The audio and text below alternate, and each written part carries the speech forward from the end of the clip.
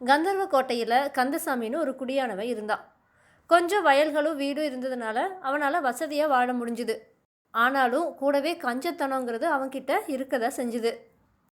ஒரு நாள் அவன் அவனோட வயலுக்கு போயிட்டு இருக்கிறப்ப ஒரு மரத்தடியில் யாரோ ஒருத்தன் படுத்து குரட்டை விட்டு தூங்கிட்டு இருக்கிறத பார்த்தான்.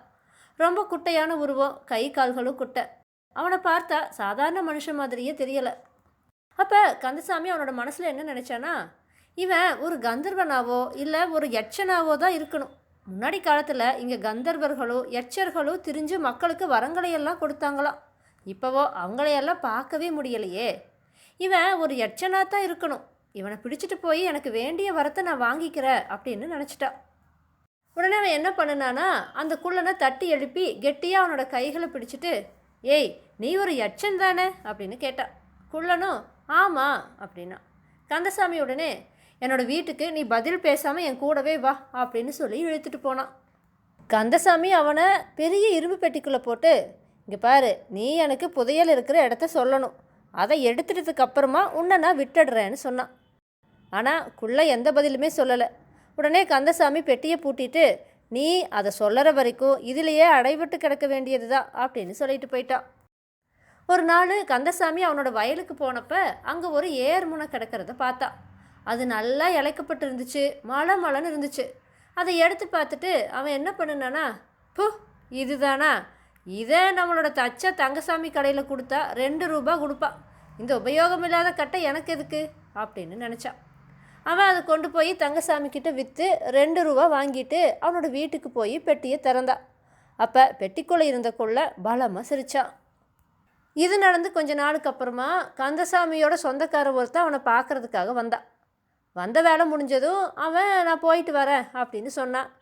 கந்தசாமியும் ஒப்புக்கு, ஏன் இருந்து சாப்பிட்டு தான் போகலாமே அப்படின்னு மெதுவாக இழுத்தான். சொந்தக்காரனுக்கு கந்தசாமியை பற்றி நல்லாவே தெரியும். அதனால் அவன், வேண்டாம்ப்பா நான் ஊருக்கு போய் சாப்பிட்டுக்கிறேன் அப்படின்னு சொல்லிட்டு வீட்டிலேருந்து வெளியே ஒரு 10 அடி வந்தான். அப்பன்னு பார்த்து ஒரு முரட்டுக்காலை எங்கிருந்தோ துள்ளி ஓடி வந்து அந்த சொந்தக்காரனை முட்டி தள்ளிடுச்சு. படுகாயம் அடைஞ்ச அவனை கந்தசாமி அவனோட வீட்டுக்குள்ளே தூக்கிட்டு போய் படுக்க வச்சா. வைத்தியரை கூப்பிட்டு வந்து அவனுக்கு சிகிச்சை கொடுத்தா. 2 மாத காலத்துக்கு கந்தசாமி அவனை அவனோட வீட்லேயே இருக்க வச்சு பணம் செலவு செஞ்சு சிகிச்சை கொடுத்து அதுக்கப்புறமா அவனை அவனோட ஊரில் கொண்டு போய் விட்டுட்டு வந்தான். அப்போ பெட்டிக்குள்ளே இருந்தக்குள்ள பலமாக மறுபடியும் சிரிச்சா. இந்த கந்தசாமி இருக்கானே, அவன் எப்பவுமே வீட்டில் அதிகமாக பணத்தை வச்சுக்கவே மாட்டான். அவனோட வயலில் ஒரு இடத்துல புதைச்சி வச்சுருந்தான். கொஞ்சம் பெரிய தொகை தேவைப்படுறப்ப வயலுக்கு போய் அந்த இடத்துலேருந்து பணத்தை எடுத்துட்டு மறுபடியும் மண்ணை போட்டு மூடி மறைச்சிட்டு போவான். ஒரு நாள் அவன் புதைச்சி வச்ச இடத்துலேருந்து கொஞ்சம் பணத்தை எடுத்துட்டு அந்த இடத்த வழக்கம் போல் மண்ணை போட்டு மூடிட்டு போனான். அதைய ஒரு திருட பார்த்துட்டு இருந்தான். கந்தசாமி போனதும் அந்த இடத்துக்கு போய் தோண்டி பார்த்து அங்கே இருந்த பணத்தை எல்லாம் எடுத்துட்டான். அதுக்கப்புறமா அந்த இடத்த முன்ன மாதிரியே மண்ணை போட்டு பரப்பிட்டு பணத்தோடு ஓடி போயிட்டான். அன்னைக்கு சாயங்காலம் கந்தசாமி வீட்டுக்குள்ளே நுழைஞ்சதுமே பெட்டிக்குள்ளே இருந்தக்குள்ளே பலமாக சிரிச்சா.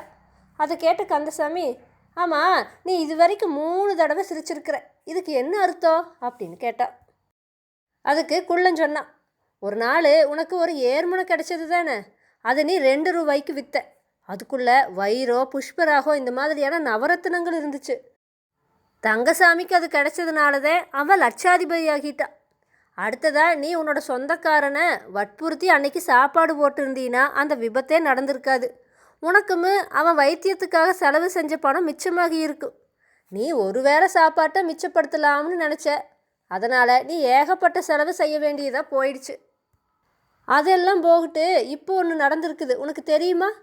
நீ வயலில் ரகசியமாக புதைச்சி வச்சுருந்த பணத்தை ஒரு திருடன் எடுத்துகிட்டு போயிட்டா. அட முழு முட்டாளே, இந்த அறிவு கெட்ட 3 செயல்களை பார்த்து தான் நான் சிரித்தேன் அப்படின்னு சொன்னான். அதை கேட்ட கந்தசாமி அவனோட பெட்டியை திறந்து குள்ளனை பார்த்தா. குள்ளனும் திகச்சு நின்ன கந்தசாமி பார்த்துட்டு இருக்கிறப்பவே மாயமாக மறைஞ்சு போனான். கந்தசாமி உடனே, ஐயோ என் பணமெல்லாம் போயிடுச்சா அப்படின்னு கத்திட்டு அவனோட வயலை நோக்கி ஓடுனான். அங்கே அவன் புதைச்சி வச்ச இடத்துல ஒரு செப்பு காசு கூட இல்லாததை பார்த்துட்டு கண்ணீர் வடிச்சிட்டே வீட்டுக்கு வந்து சேர்ந்தா.